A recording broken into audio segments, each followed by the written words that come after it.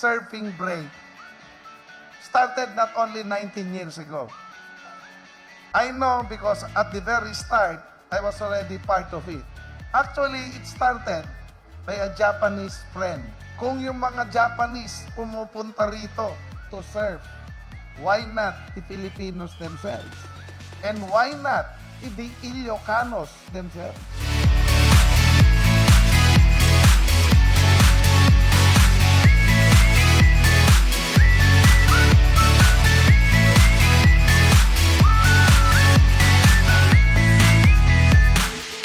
The municipality of Bacnotan proudly joins the provincial government of La Union in celebrating the La Union Surfing Break 2025, an iconic and award-winning event that unites our province in the spirit of fun, culture, and sustainable tourism every year. We are really feeling the vibe of surfing and beyond through various tourism and environmental initiatives. Hence, I commend the new tourism slogan, Feel La Union, and we in Bacnotan are one with this goal.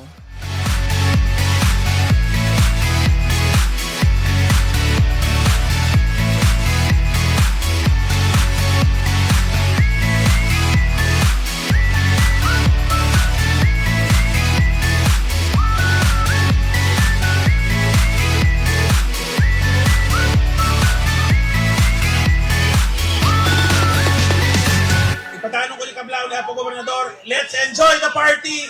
La Union at Kaysa! Hataw, Bacnotan!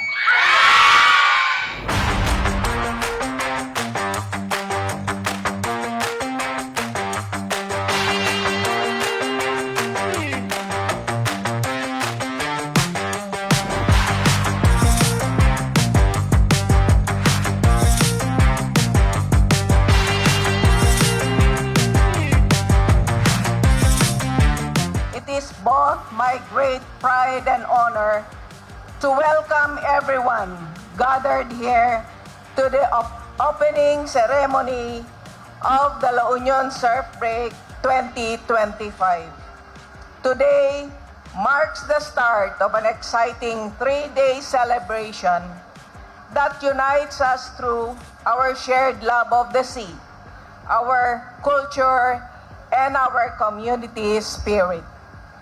As we open this year's surf break, may we celebrate the waves with passion, friendship, and respect for our environment.